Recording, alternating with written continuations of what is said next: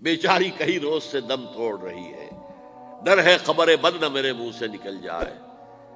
تقدیر تو مبرم نظر آتی ہے ولیکن پیران کلیسا کی دعا ہے کہ یہ ٹل جائے۔ تو پہلی بات میری ختم ہوئی، عالمی نظام خلافت دنیا کی تقدیر مبرم ہے، ہو کر رہے گی، اس میں کسی صاحب ایمان کو کوئی شک، کوئی شبہ، کوئی ریب نہیں ہونا چاہیے۔ البتہ اس کا اب دوسرا پہلو کیا ہے، اس کا آغاز کہاں سے ہوگا؟ پہلی بات تو یہ، ہمارے بعض لوگوں کے ذہنوں میں، سادہ دل لوگ وہ سمجھتے ہیں کہ پوری دنیا میں ایک ہی دفعہ آ جانی چاہیے۔ یہ کوئی علاقائی خلافت تو نہیں ہو سکتی، خلافت تو عالمی ہوتی ہے۔ ان سے میں کہتا ہوں، عالمی خلافت کب تھی جناب؟ یہ تو نہ خلافت راشدہ میں عالمی تھی، کیا ہندوستان شامل تھا اس میں؟ کیا چین شامل تھا؟ کیا یورپ شامل تھا؟ اور پھر جو خلافت کے نام سے جو ملوکیت چلی ہے، وہ بھی صرف آپ دور بنو امیہ میں کہہ سکتے ہیں کہ وہ پورا عالم اسلام کم سے کم اس کے تحت تھا۔ بعد میں خلافت عباس، بنو عباس میں، اور فاطمیین کی خلافت میں، اور آل عثمان جو ہیں آٹومان ٹرکس کی خلافت میں ٹکڑے تھے، حصے بکھرے تھے، کوئی مانتا تھا، کوئی نہیں مانتا تھا۔ اور سب سے بڑی بات یہ، اگر ایک دم پوری دنیا پر خلافت قائم ہو سکتی تو حضور کے دست مبارک سے ہوتی، لیکن نہیں ہوئی۔ نتیجہ کیا نکلا؟ ایک ملک میں حضور نے قائم کر دی، جزیرہ نما عرب، یہاں خلافت قائم ہو گئی، حضور خلیفہ ہے۔ اس کے بعد آپ کے خلفائے راشدین نے پھر اس کو وسعت دی، شرقاً غرباً شمالاً۔ 3 کالمز نکلے ہیں فوجوں کے، صحابہ کرام کے، 3 کالمز، ایک ایسٹ ورڈ، ایک ویسٹ ورڈ، ایک نارتھ ورڈ۔ ایک عراق کو فتح کرتے ہوئے ایران میں پہنچ گیا، خراسان تک چلا گیا۔ ایک شام کو فتح کرتے ہوئے اور پھر سینائی پیننسولا سے ہو کر افریقہ میں داخل ہوا اور اٹلانٹک تک پہنچ گیا۔ تیسرا سیدھا شمال میں گیا، لیکن یہ زیادہ دور نہیں جا سکتا تھا، کوکیشین ماؤنٹینز آ گئے، کوہ قاف۔ اس زمانے میں تو یہ یوں سمجھیے کہ امپیسیبل تھا نا، کوہ قاف، لہذا وہاں آ کر رک گیا بابا۔ اب بھی یہ ہوگا، کسی ایک جگہ سے شروع ہوگا پھر پھیلے گا، اس کے سوا کوئی چارہ کار ہے ہی نہیں۔ اگر ہر جگہ پوری دنیا میں ایک ہی وقت میں ہو سکتا تو حضور کے دست مبارک سے ہوتا صلی اللہ علیہ وسلم۔ اب وہ نقطہ کون سا ہوگا، نقطہ آغاز کون سا ہوگا؟ اس میں پہلی بات تو میں نے کہا، جو شک کرے گا اس کا پھر ایمان مشکوک ہے۔ ہوگا، لازماً ہوگا، گلوبل ہوگا، پوری دنیا میں ہوگا۔ کہاں سے شروع ہوگا اس میں آپ اختلاف کر سکتے ہیں، لیکن مجھے تو 2 حدیثیں تو ملی ہیں جن سے یہ اندازہ ہوتا ہے کہ یہ اس مشرقی خطے سے ہوگا، عرب کے مشرق کی جانب کسی ملک سے ہوگا، کسی خطے سے ہوگا۔ وہ حدیثیں بھی اب آپ پڑھ لیجیے پہلے۔ پھر میں کہہ رہا ہوں، یہ خزانہ ہے جو ہم نے آپ کی خدمت میں پیش کیا ہے، کاش کہ آپ اس کی قدر کر سکیں، یہ حدیثیں آپ کو ازبر ہو جائیں، یاد ہو جائیں، لوح قلب پر نقش ہو جائیں۔ ہندوستان اور خراسان یعنی موجودہ افغانستان کا ذکر ابن ماجہ کی روایت ہے، عن عبداللہ ابن الحارث رضی اللہ تعالی عنہ قال رسول اللہ صلی اللہ علیہ وسلم یخرج ناس من المشرق یوطئون للمہدی یعنی سلطانہ، یعنی سلطانہ، دونوں طرح سے پڑھ سکتے ہیں۔ حضرت عبداللہ ابن حارث فرماتے ہیں رضی اللہ تعالی عنہ کہ حضور نے ارشاد فرمایا، مشرق کی طرف سے وہ فوجیں نکلیں گی، لوگ آئیں گے جو عرب میں مہدی کی حکومت قائم کریں گے۔ یہ مہدی کون ہوں گے اس کا ذکر میں ذرا بعد میں کروں گا، لیکن نوٹ کر لیجئے کہ مہدی سے پہلے لازماً کسی مشرقی علاقے کے اندر وہ نظام قائم ہو چکے گا، تب وہاں سے فوجیں آئیں گی نا۔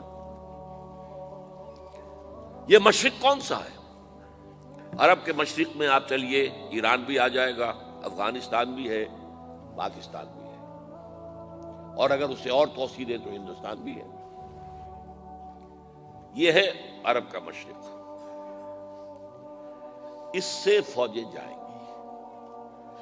اس کا کیا مطلب ہے کہ اس میں سے کسی جگہ پر نظام خلافت پہلے قائم ہو جائے گا، تاکہ وہاں سے فوجیں جائیں گی جو جزیرہ نما عرب میں حضرت مہدی کی حکومت کو قائم کریں گی۔ اب دوسری حدیث سنیے، یہ سنن ابن ماجہ کی حدیث تھی جو میں نے آپ کو سنائی، آپ نے پڑھی۔ دوسری، عن ابی ہریرہ رضی اللہ تعالی عنہ، یہ ترمذی شریف کی روایت ہے، قال قال رسول اللہ صلی اللہ علیہ وسلم یخرج من خراسان رایات سود لا يردها شیء حتی تنصب بإیلیا، خراسان کے علاقے سے سیاہ جھنڈے لے کر فوجیں آئیں گی، ان کا رخ کوئی موڑ نہیں سکے گا، ان کو پیچھے پھیر نہیں سکیں گے کوئی بھی، یہاں تک کہ وہ یروشلم میں جا کر جھنڈے نصب کر دیں گے۔ ایلیا حضور کے زمانے میں یروشلم کو کہتے تھے۔ یہ یروشلم تھا جب حضرت سلیمان کی حکومت تھی اور یہاں پر معبد سلیمانی، ہیکل سلیمانی قائم ہوا، پھر یہ یروشلم ہی رہا ہے تاریخ میں، یہاں تک کہ سن 70 عیسوی میں جب ٹائٹس رومی جنرل نے اس کو گرایا، ختم کیا، سیکنڈ ٹیمپل گرا دیا، اور یہاں سے یہودیوں کو کہا نکل جاؤ یہاں سے، کوئی یہودی باقی نہیں رہا، تب بالکل تہو بالا برباد کر دیا۔ اس کے کوئی 150 سال بعد ہیڈریان، رومن ایمپرر ہیڈریان، اس نے پھر دوبارہ آباد کیا اس شہر کو۔ 150 سال تک یہ بالکل بنجر اور بالکل غیر آباد پڑا تھا۔ اب ہیڈریان نے جب آباد کیا تو اس کا نام ایلیا رکھا، اب یروشلم نام نہیں تھا، تو حضور کے زمانے میں پھر اس کا نام ایلیا تھا۔ اور اب اس سے کیا معلوم ہو رہا ہے کہ یہ یروشلم مسلمانوں کے قبضے سے اس وقت نکلا ہوا ہوگا، ایک دفعہ پہلے نکلا تھا، سن 1099 عیسوی میں مسلمانوں کے ہاتھ سے نکلا، کروسیڈرز عیسائیوں نے آ کر اس کو قبضے میں کیا، لاکھوں مسلمانوں کو مارا، قتل کیا۔ اس کو 1187 عیسوی میں واپس لیا ہے، کس نے لیا ہے؟ صلاح الدین ایوبی کرد۔ عرب کھوکھلے ہو چکے تھے، عربوں نے کھویا، واپس نہیں لے سکے، بہت حکومت کر چکے تھے، 400-500 برس کی حکومت کر کے، اور ان کے عیش اور ان کے آرام، اب ان میں جان نہیں تھی کہ وہ واپس لے سکے۔ واپس لینے والا گرم کرد خون تھا، صلاح الدین ایوبی۔ تو گویا کہ اب آپ سمجھئے کہ 88 برس تک عیسائیوں کا قبضہ رہا یروشلم پر۔ اب 1967 میں یہودیوں نے قبضہ کیا ہے، اور اب 38 برس تو ہو گئے، 88 نہیں تو 38 برس تو ہو گئے ہیں، لیکن وہ دور آئے گا کہ اب پھر لیں گے، لینے والے عرب بھی نہیں ہوں گے، خراسان کے علاقے سے فوجیں آئیں گی۔ یہ خراسان کیا تھا؟ ایلیا تو میں نے آپ کو بتا دیا، یروشلم کا نام ہے۔ خراسان اس زمانے میں ایک بہت بڑے ملک کو کہتے تھے، کچھ حصہ پاکستان کا بھی اس میں شامل ہے، کچھ حصہ ایران کا بھی ہے، ایران کے اس حصے کو اب بھی خراسان کہتے ہیں، وہ ایک صوبہ ہے، خراسان ایک صوبہ ہے ایران کا چھوٹا سا۔ پاکستان میں خاص طور پر یہ جو علاقہ مالا کنڈ ایجنسی کہلاتی ہے، اس سے اوپر جتنا علاقہ ہے، اور یہ جو واخان کی ایک پٹی آتی ہے اوپر، واخان افغانستان کی ایک پٹی سی دم سی چلی آتی ہے جو جا کر چائنا کی سرحد سے مل جاتی ہے، یہاں سے لے کے یہاں تک یہ جو مالا کنڈ کا وہ درہ ہے اور پہاڑ ہے، یہ بھی خراسان کا حصہ ہے۔ باقی تقریباً 2/3 آف افغانستان ساؤدرن حصہ نہیں ہے خراسان کا حصہ، یہ سیستان کہلاتا تھا، یہ خراسان نہیں ہے، لیکن یہ کہ اوپر کا 2/3 آف افغانستان، اور اس کے ساتھ یہ جو عرب جو اب یہ ترک ممالک آزاد ہوئے ہیں سوویت یونین کی ڈسولوشن کے ساتھ، یہ سارا علاقہ کہلاتا ہے خراسان بزرگ، دی گریٹ خراسان۔